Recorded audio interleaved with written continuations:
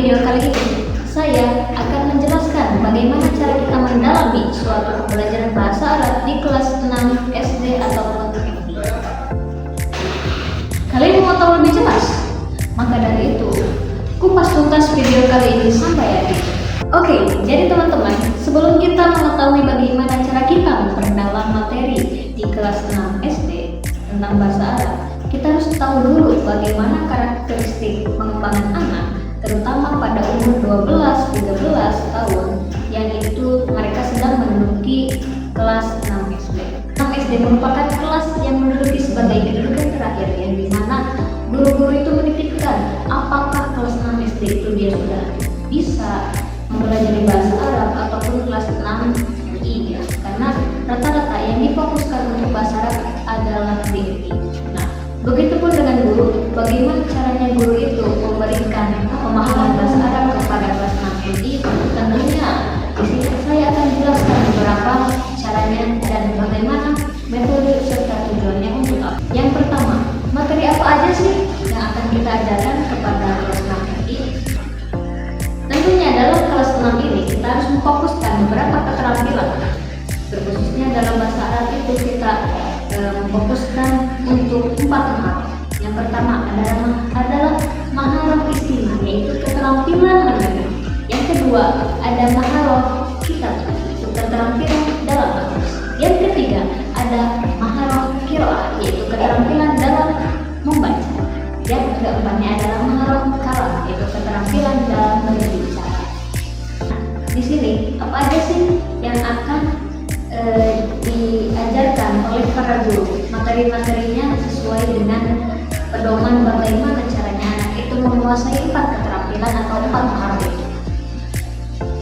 Yang pertama itu adalah mufradat, yaitu kosakata. Anak-anak kelas 6 SD di sini mereka seminimal-minimalnya mereka hafal mufradat, mereka mengetahui bagaimana cara menulisnya, bagaimana cara membacanya, dan bagaimana bentuk hurufnya itu dalam pembelajaran mufradat atau kosakata. Lalu ada tata bahasa, nahwu shoroh. Mungkin untuk kelas 6 EI, nahwu shoroh itu terlalu sulit.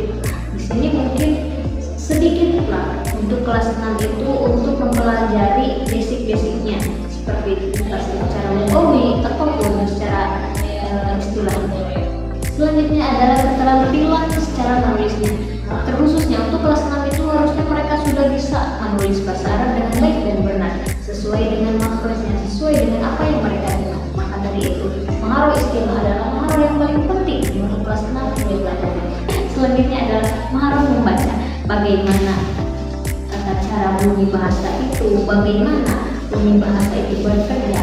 Nah, anak kelas 6 itu harusnya sudah paham bagaimana huruf hijaiyah itu dibacanya sesuai tahsin, sesuai tajwid.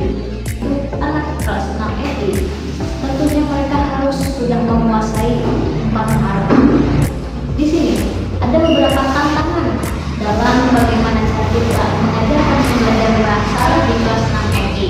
Di antaranya yang pertama, kurangnya media teknologi dalam pembelajaran. Tentunya tidak semua sekolah itu menyediakan fasilitas prasarana yang bagus.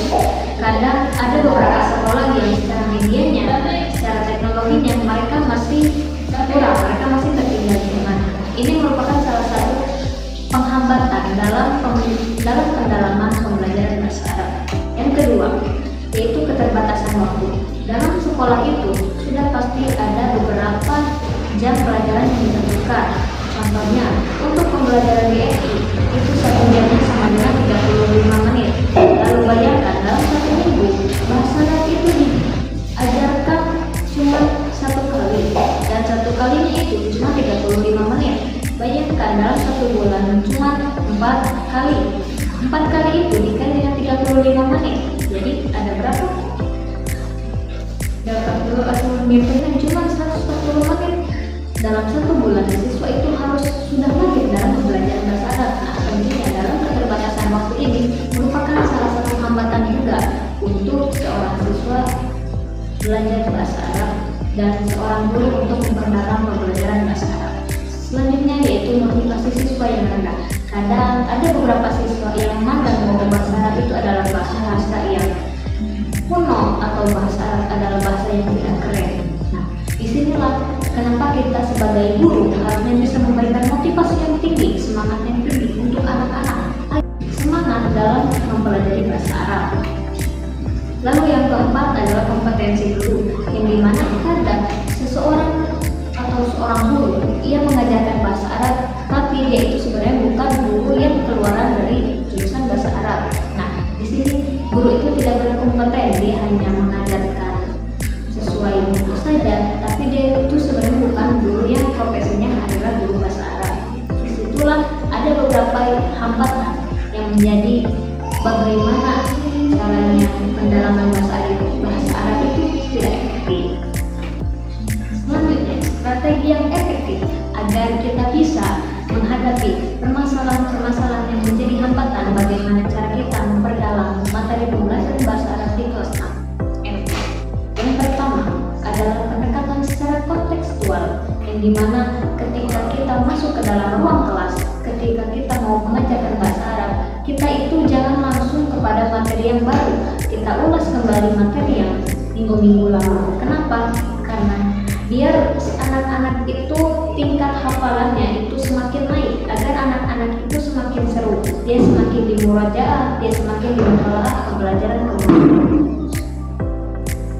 Lalu yang kedua yaitu penggunaan teknologi sesuai dengan zaman sekarang, bahwa zaman sekarang itu adalah zamannya teknologi atau digital, maka kita harus bisa sebagai guru semakin berinovasi, semakin berkreatif. Kita harus bisa mengkaitkan antara pembelajaran dan penggunaan teknologi. Media mana yang akan kita pakai? Di antaranya ada proyektor, atau ada HP, atau ada semacam kita menonton film bahasa Arab, kartunya bahasa Arab, yang dimana di dalamnya terkandung beberapa pembelajaran bahasa Arab, sehingga membuat siswa itu semakin menarik dalam mengikuti pembelajaran bahasa Arab. Di sini adalah adanya poin plus, bagaimana motivasi siswa itu semakin naik untuk mempelajari pembelajaran bahasa.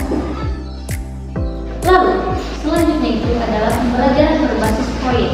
Di antara kita menggunakan teknologi, kita itu bisa menggunakan proyek ataupun project.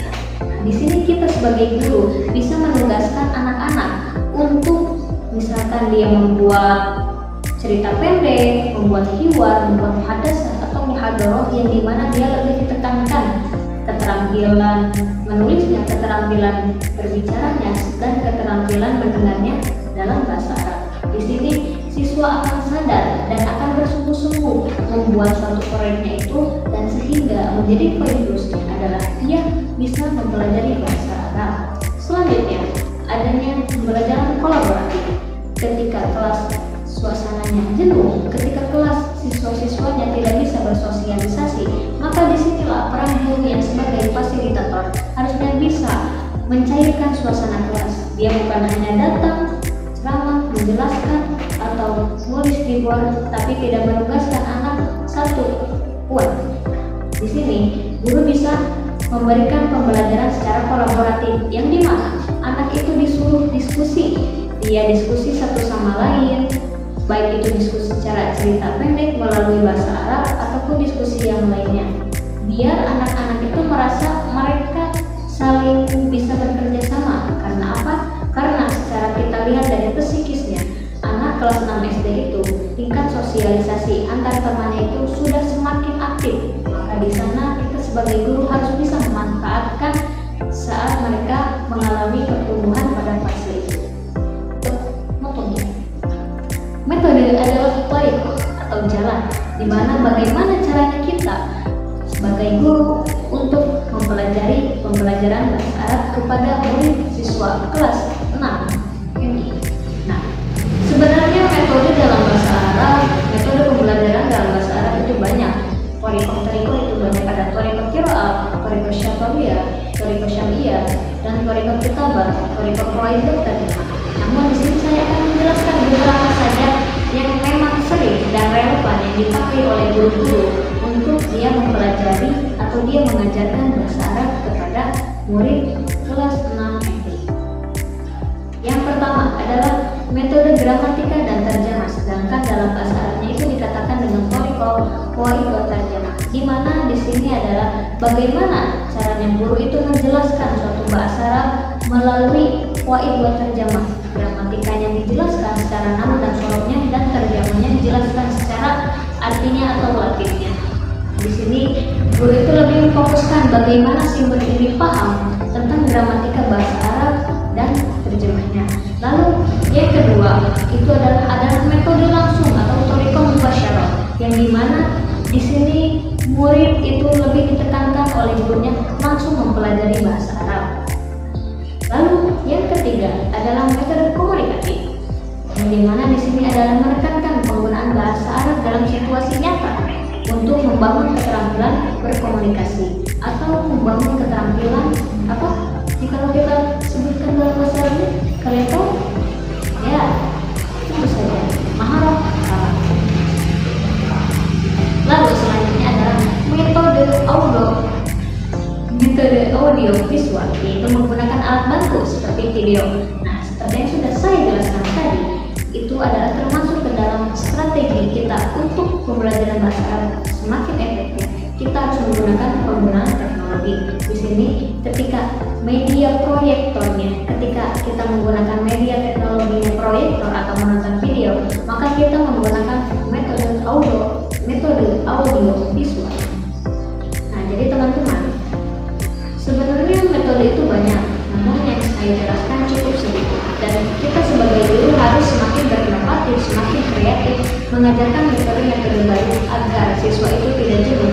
Selain dia bisa mendapatkan motivasi yang tinggi dalam mempelajari bahasa Arab, dia juga semakin suka dalam mempelajari bahasa Arab. Dan dia pun ketika dia sudah suka, ketika dia sudah nyaman dalam kelasnya untuk mempelajari bahasa Arab, maka kita sebagai guru ketika menyampaikan suatu ilmunya akan lebih cepat diterima oleh murid-murid kelas 6 SD. Selanjutnya yaitu untuk kelas 6 SD ini, dia akan lebih difokuskan dalam modul ajarnya itu seperti hidaiyah atau produk yang basic. Namun dari beberapa penelitian, ada beberapa guru yang memang dia merasa kesulitan dalam mempelajari atau dalam mendalami pembelajaran bahasa Arab untuk kelas 6 FI, karena ada beberapa siswa yang memang dia dalam latar belakang itu tidak ikut TPQ. Nah, bagi yang muridnya pernah mengikuti TPQ atau DPA, mungkin si guru ini merasakan bahwa dia itu tidak terlalu susah dalam menghadapi siswa tersebut, karena setidaknya mereka itu sudah punya basic. Berbeda dengan seorang siswa yang MI tapi dia belum mengikuti sekolah atau belum pernah mempelajari bahasa Arab sebelumnya.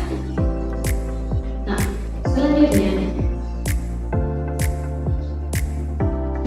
yaitu evaluasi dalam pendalaman pembelajaran bahasa Arab. Kita sebagai guru harus tahu bagaimana cara kita menguji siswa itu mereka sudah mahir atau tidak, pencapaian mereka dalam pembelajaran bahasa Arab itu sejauh mana. Kita harus tahu bagaimana cara mengevaluasinya. Di sini kita bisa menggunakan ulangan harian, bisa menggunakan ujian tengah semester, atau kita bisa menggunakan ujian akhir semester. Nah, adanya evaluasi tersebut untuk mengukur kita, untuk menjadikan tolak ukur apakah kita ini menggunakan metode ini berhasil atau tidak, atau agar supaya kita melihat pencapaiannya itu sudah sampai mana, dan ada beberapa yang harus diperbaiki ke depannya.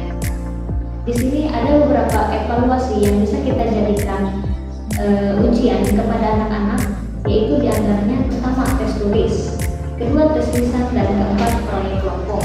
Nah, tes tulis ini agar mengetahui bahwa anak ini sudah sampai mana dia mempelajari bahasa Arab itu, apakah dia sudah mahir menghafal kitab. Lalu atau tes lisan, dia secara menghafal istimah, menghafal kalam, dia apakah sudah mahir atau tidak. Lalu ada proyek berkelompok, di mana guru ini memantau apakah mereka ini termasuk siswa yang bersosialisasi tinggi atau tidak. Adanya evaluasi ini adalah untuk sebagai kita pembelajaran ke depannya.